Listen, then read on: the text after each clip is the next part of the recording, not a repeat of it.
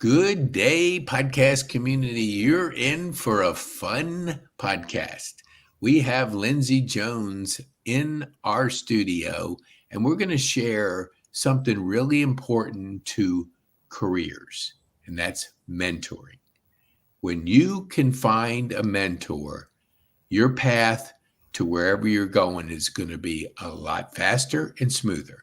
And so Lindsay has some cool stories that we're going to get into. I want to share with you on why a mentor can help you in your career. So Lindsay, just for our viewers that don't know you, tell our viewers who you are, what you do, and who you serve, and then we'll get into our podcast.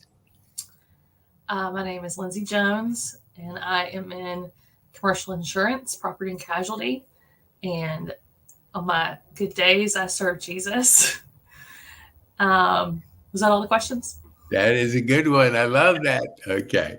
And I want Lindsay won't say this, but I'll say it for her. Along with serving Jesus, she also wants to help younger women who are out there trying to break through the glass ceilings of life, whether it's in business or anything. And to do that, you don't want to do it alone because the path solo is not a cool path. Collaborating and learning and understanding that what Lindsay's going to share with you is her journey. So she's not talking about something she wishes she could do. She's talking about her journey. So Lindsay, I'm just amazed at when we've had numerous conversations. We talk about your journey, and for those that will get into it a little bit more, I know there was a time in your career that somebody stepped in to provide that mentorship. So share with our viewers, like, what did it mean when that opportunity first arose? Can you take our viewers back to that moment when that situation, that opportunity came across your path? So I had just ventured into the commercial insurance side of things. I've been in insurance since I graduated from college, but I just moved on to commercial, and I'd maybe been in a couple years at a small agency, maybe a mid-sized agency, but I felt like they had an arbitrary timeline for advancement, for teaching, for increasing your knowledge base and your core competency. And I wanted to go faster. And I was working with a recruiter, and she introduced me to this. I was initially hesitant because it's a little bitty firm with just 2 brokers. And I just thought, I don't want to go to this little bitty firm. But she goes, take the interview. It'll be practice. So I went to the interview, and they had just hired an older gentleman to be their new COO, which was strange to me. This little bitty shop was going to have a chief operating officer. That seemed like a lot of role for a small space.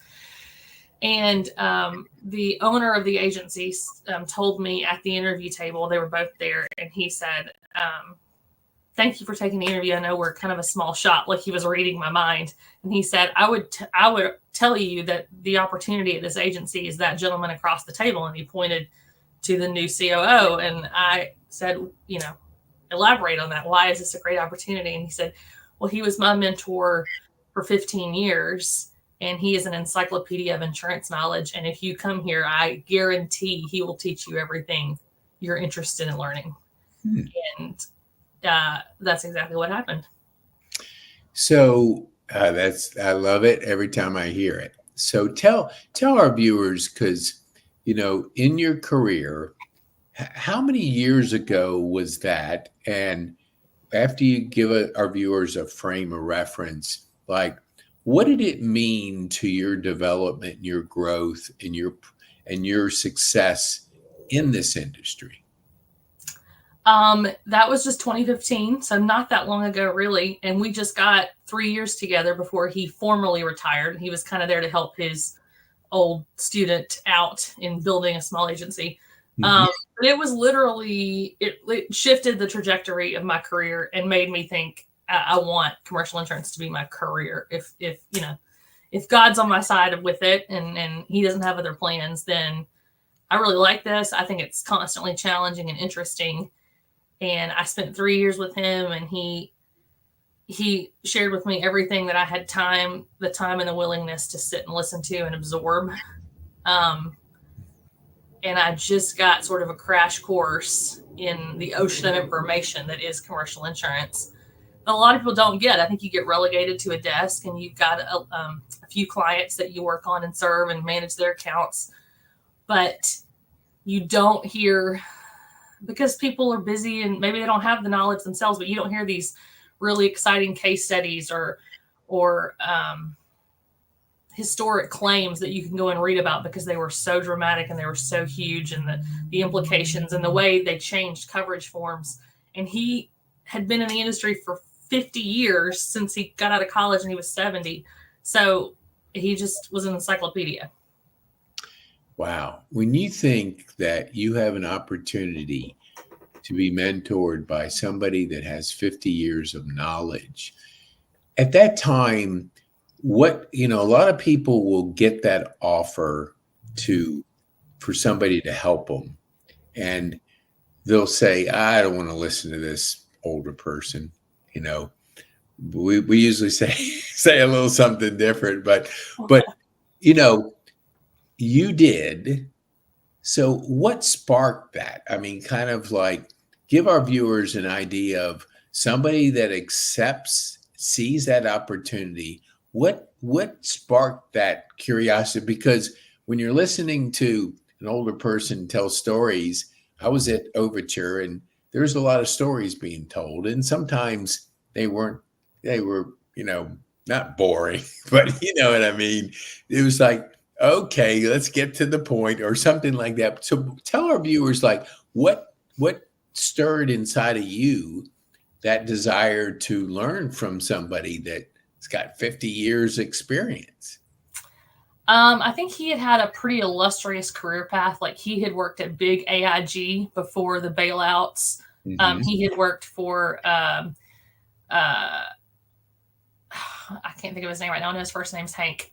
He was in all of the financial articles when AIG failed, and they blamed it on him as though a single executive could Really? crash an insurance company as big as Yeah. AIG. But the way I'm wired is that I am motivated by understanding the why. Like, I need to know more than just I'm supposed to do this task and I'm supposed to let somebody know when I'm done with it.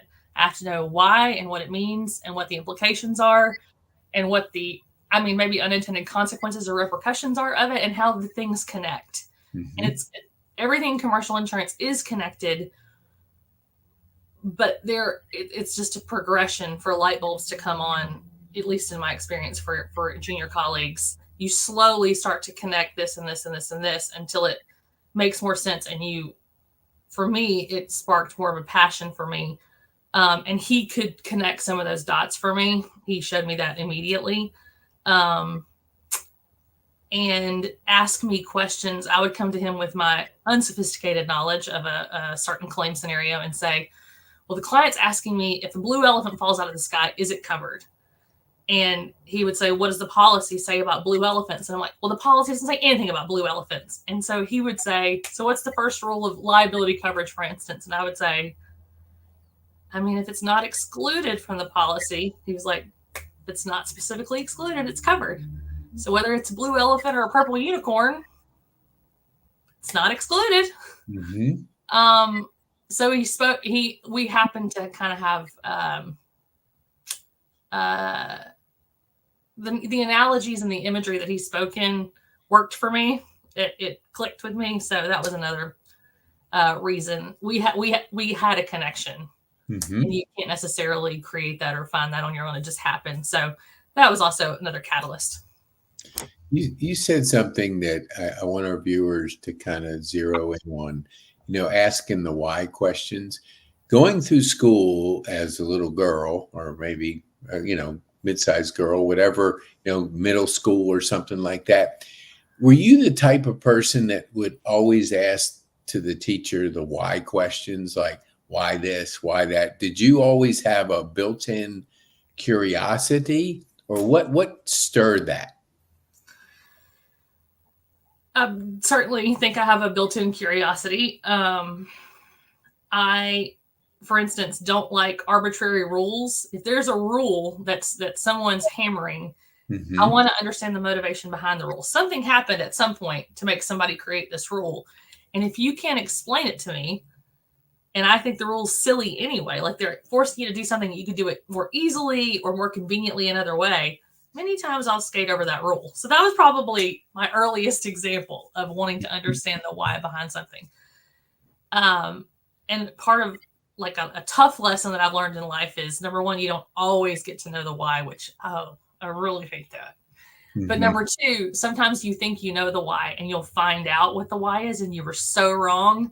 There's a little bit like of a little pride denting moment there where you have to be like, well, I don't know everything. But then you just pick yourself up and brush yourself off and think, well, I'm just going to ask up front next time, rather than being frustrated that I don't know the why and guessing at the why. I'm just going to be bold and keep asking. And if someone pushes me back and acts like I can't ask the question, I'm going to say, well, you can't force me to follow this rule if you can't give me some understanding of the why. And if you're valuable enough to them, or if they're a reasonable enough human being, they will usually say, okay, here's why. Yeah, it gets back to when you spoke at two of our live events. Public speaking is the second biggest fear to dying. And so people will let their fear hold them back from really doing some things. Asking questions is a fear, because what if they say, Lindsay, that was a dumb question? We have that in our mind, but we have to get beyond that fear, that just what you described. And I want you to comment on how your mentor maybe nurtured that. Jeff Bezos had a statement that in any big decision, they probably knew 70%, and they had all the resources to get that knowledge, but you're never going to have 100%. So you have to go off of what information you have and just proceed, because paralysis of analysis is a known thing. What did your mentor help you with in that area? Like from going from in school and being curious to now in a career that you're, moving through. Was there an example you could share with our viewers? Yeah, I have one that like sticks with me, and I've cited it to lots of folks. There was a female broker in that same shop. That 3 years was very valuable to me. There was a female broker, and she told me one time she could tell I was frustrated by her answer. Not that she was pushing me back, whatever, but I just didn't completely understand. I felt like she didn't totally understand my question, and so her answer didn't speak to me or didn't explain it. And she said, if you go ask the same person this question, I'll never know that you asked anybody else and didn't take my answer at face value. And you might understand the way the next person explains it. And she was like, if you're ever frustrated by an answer or you don't understand an answer and you feel like you've asked the question a couple different ways and you're still not getting it, she was like, just go ask somebody else and don't tell the person you asked. She's like, their pride isn't going to be, dinged if they don't know the difference. Go ask somebody else. I thought that was great advice. She's like, just keep asking the question of people that you think have more knowledge than you on the topic and see if you can even piece together partial answers to understand or get the answer you needed. And I always thought that was brilliant, because we do that. We go ask somebody and we're like, well, if I understand, it's probably my problem and I don't know what to do. I'll just go back to my desk. Well, you're still sitting there with the same problem. Mm-hmm. That's so good. I mean, do you feel like he helped you with that courage muscle, or give our viewers an idea of the benefit you derive from those 3 years of having that? And we kind of talked before we went on the air. It was almost like an indirect mentoring. He didn't sit you down and say, okay, here's the next stage of our mentorship, but he kept pouring into you. Yeah. So what did that 3 years, how did that help you with a strong courage muscle, which I see it in some of the things that you've done, but share with our viewers how that might have helped And maybe if you have an example at all you can share with them, that would be great. He was very generous to introduce me to colleagues in the industry that I would not have otherwise had an opportunity to be introduced to, because they would have no reason to know me because I would be too much of a minion. And he would tout me as like this, up and coming star in the industry, just so that they knew him well enough to like smile and get and say hey to me and give me a few minutes of their time, which was great because then I got to know him well enough to see him at other events and then ask them questions. But he was very tenacious and very, what's the right word? Unyielding when he was trying to advocate for something for a client, and underwriters were pushing back, or claims adjuster were pushing back. And not just to like get the client's way, but if the policy supports the client's position, or if there's a coverage provision or a coverage enhancement that we're asking for that we know exists and the underwriter's just not wanting to give it away, or a wholesale broker, like a London broker, just not wanting to give it away, he would ask and come up with reasons why and come back with an argument. No matter how many times they told him no, if he could come up with a better argument or reframe his argument, he would do so. And I would just be like, you're driving these people crazy. And he was like, if you know you're right, if you're sure you're right, and it's the right thing to do for the client, don't let them shut you out. He goes, eventually they'll just, tell you to jump in the lake. But until they do, and he goes, and as long as you're a little bit right and they know it, and they're just holding back what you're asking for because it's not their preference from a exposure or loss perspective to grant it, they're going to put you off. And he was like, but just don't take it. And he said something one time, he goes, if you know that you're putting everything you have into something, whether it's your client advocacy or arguing the coverage or asking the underwriter for something, if you're putting everything you have and engaging in a professional and meaningful way and being a good partner to the underwriter, don't accept their crumbs. Like if you're giving a cake, don't just take their crumbs and go, well, I mean, that's what they said. He was like, no, demand from them what you're putting forward. I was like, okay, not that you can always do that, but at least you can go into an interaction with that in mind, which changes the way you engage with that other individual. That's awesome. And that it kind of spurs another question in my mind. I remember hearing like certain insurance companies were pulling out of California because the risk was too high. And they just said, we can't operate, so they go to another state. So as we're moving through the reality of business, do you have questions like, why is this so high? Why am I paying this amount of money? How do you handle that with your clients? Like because costs are going up and it's all risk related. So share with our viewers maybe how you would handle those kind of questions that come up in the marketplace. Well, I would say the blaring reality is insurance companies are not philanthropic organizations. They are taking on risk from you. You're transferring risk to them. And at the end of the day, they want to see a profit and they want you to not have claims. That said, the U.S. is a very litigious society, meaning we love to sue each other. Mm-hmm. And in Georgia specifically, in the last 2 years, Georgia has been named by the legal community of all the 50 states as, their words, not mine, the number one judicial hellhole. Meaning, really, yeah. Out of all, like you think it'd be a blue state, like more conservative states usually have more favorable business law and business practices, but Georgia, because we lack caps on the amount of punitive damages, for instance, that a jury can award a plaintiff. Mm-hmm. There are no caps. We have altered the way we choose a jury pool. At one time, it was only registered voters in the state of Georgia were in the jury pool to be summoned to jury duty. And now it's anybody with a driver's license. So obviously, someone who's taken the time to take the extra administrative step to register to vote is just a different person than someone that just has a driver's license. You can be 16 and have a driver's license, and I'm pretty sure you're not concerned about when you get to register to vote. Yeah. Not that they're pulling 16-year-olds for juries, but so yeah, I think in Florida they kind of have sweeping tort reform.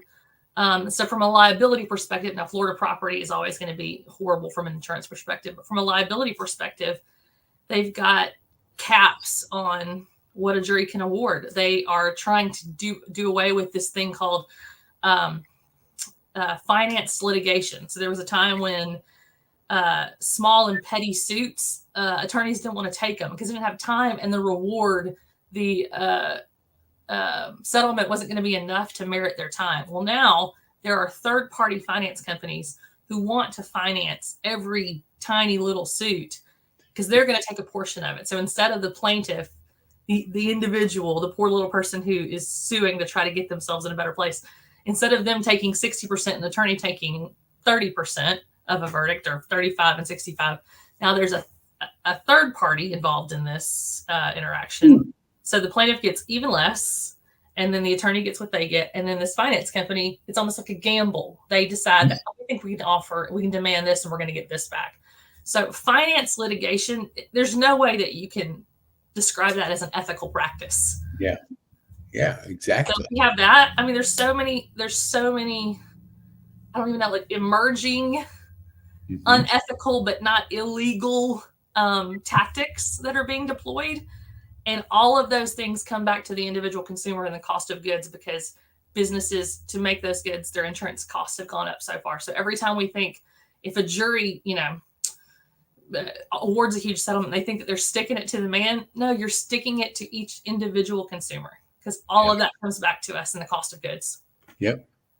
Yeah, I heard that explained one time, and it just makes so much sense. But the perception is, oh, this company's got all kinds of money and they can afford to pay out these claims. But the reality is just what you shared with our viewers. It's not the company. It's just everybody, because everything's a risk reward. I remember somebody saying, and maybe you can comment, when we hit 2008, all the banks were going out, but none of your insurance companies went out of business, because, I mean, there's always exceptions to every rule, but they manage their business on risk. And where banks were just loaning out money to anybody and everybody, comes back to haunt you, because, hey, everybody, we have to have a flow of things. And if somebody is taking that risk and it goes south, somebody's got to pick up the cost of that. So insurance companies look at the risk factor, and that's why they're pulling out of California. They're saying the policies and the environment is not conducive to us operating a profitable business. And there's nothing's bad about profit, because if you don't have profit, you don't have a business. So let's get back to the mentoring. I know your desire in your heart is to pay things forward. So talk to a future young person that's getting in the industry. What would you say to them for them to have the path that you have, that the trajectory that you've had in your industry and the success that you've had in your industry? How can a person just starting out take advantage of mentoring, and what would you say to that person? So I would highlight that I graduated with a music degree in classical voice and truly fell into insurance. And the thing for me that is advantageous to me about insurance, and I never would have volunteered at 18 years old to pursue a risk management degree, which is what people who know they want to do insurance often get a degree in. If you'd have suggested that to me at 18, I would have been like, oh, bleh, no thanks. Mm-hmm. But I didn't know anything about business or office work or office life, or I didn't know anything about business. So I didn't want a business degree. But I fell into it to pay rent when I thought I was going to do grad school for music. And after a year and a half, I was like, I'm not going to grad school. I'm going to do this. But what I love about insurance, and I only know property and casualty, I've never done life and health,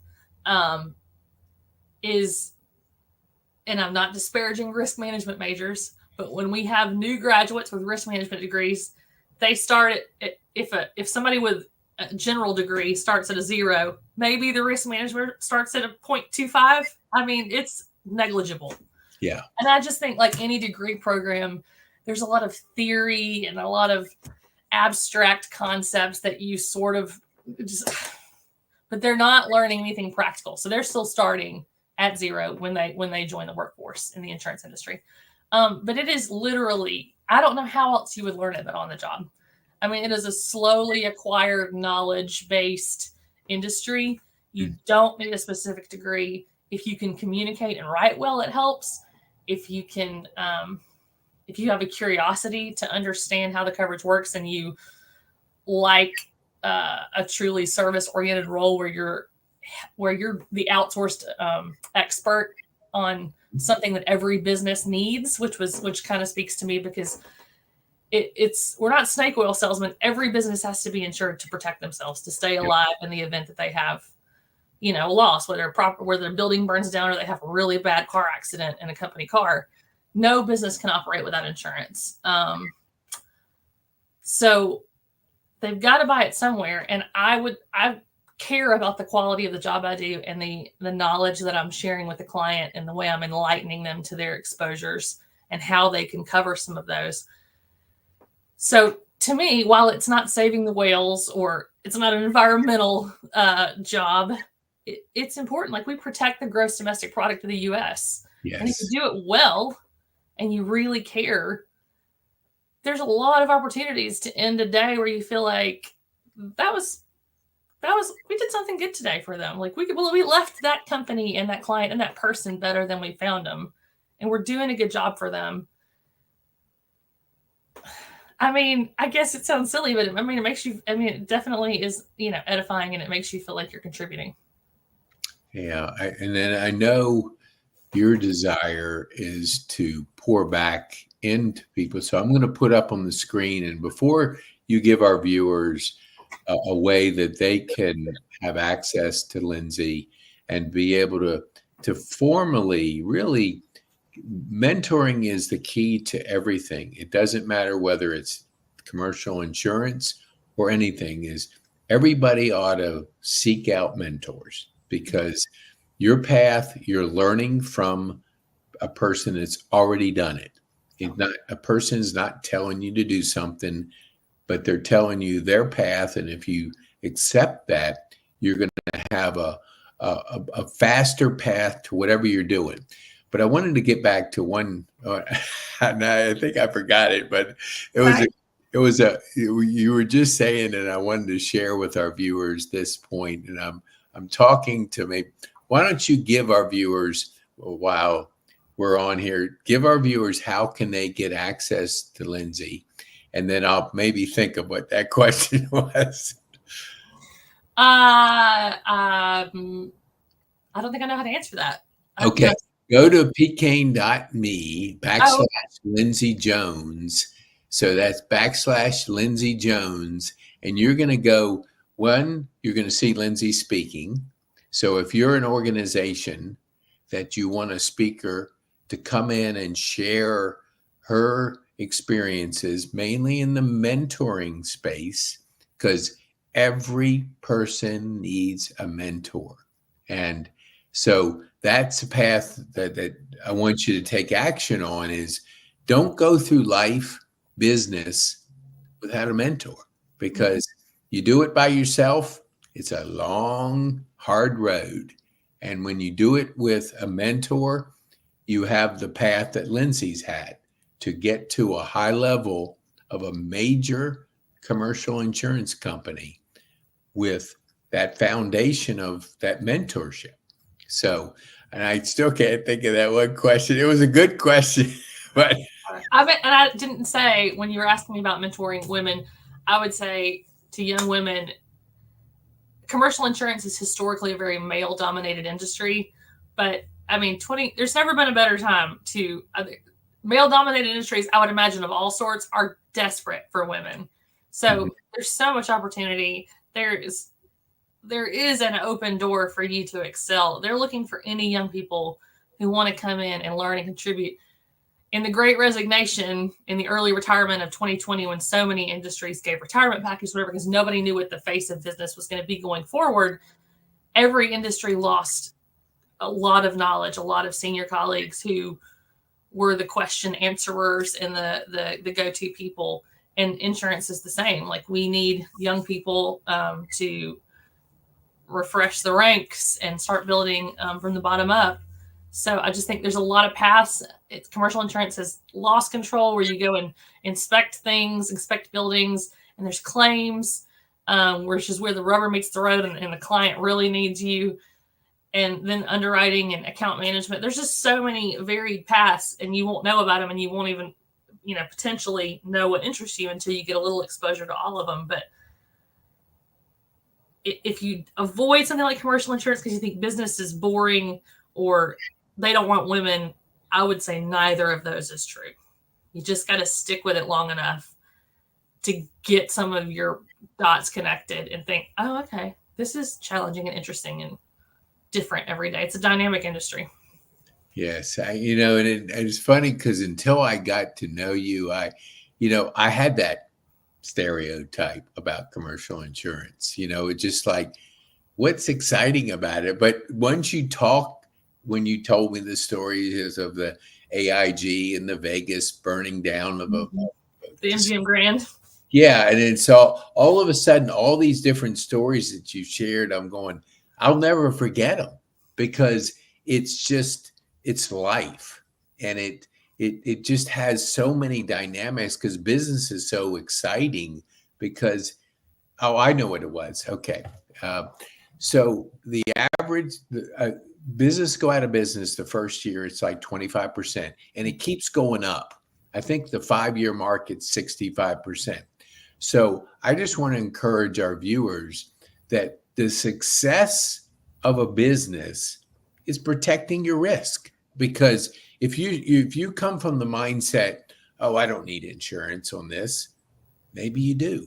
Because what you're doing those first few years, you're minimizing your mistakes, because you're going to have them. It's just a fact of life.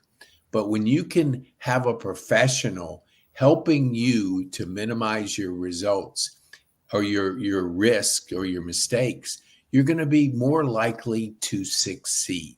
So not only can what Lindsay's doing is paying things forward. She's pouring herself or putting herself out there for young women, because she knows that path, and she knows that, hey, we have glass ceilings in everything, not just in these industries, but there's always glass ceiling. It's our mindset. We just want to encourage, take action, because Lindsay has that heart to serve. And just to your point about people retiring, there was another story. I was out to lunch with a friend, and he was saying in the food service industry, all the people in that industry are retiring. And it's like a vacuum, a void of talent. They don't know where to get this talent. So you have to bring on your young people, because if you just retire like your gentleman that retired, Hank, if he retired and just said, hey, I'm off into, playing golf or whatever he wants to do, then all that knowledge that he has stays with him. Yeah. And as opposed to, he poured into you because somebody poured into them that had that agency. So that person realized the value of mentoring, brought him in for 3 years to pour into people, which he did. He poured into Lindsay. Now look at what's happened. It's crazy how you have gone that path. And I'm sure it's that mentoring, that curiosity, that learning, all the things that you can help the younger people, because if we don't pour into younger people, there's going to be a vacuum. Yeah. So Lindsay, I want to thank you, because I know you got to get to work and things you have to do. Thank you for being our guest on the podcast and sharing with our viewers the power of mentoring. So before we go, I know it's on the screen, but for our audio listeners on Spotify, tell people how can they get a hold of Lindsay and to see Lindsay performing in the platform and maybe bringing you in to speak to their organization? You can go to petekane.me/Lindsay Jones. Oh, I love it. Okay. Lindsay, thank you so much for taking the time to share with our viewers the power of mentoring. Thank you.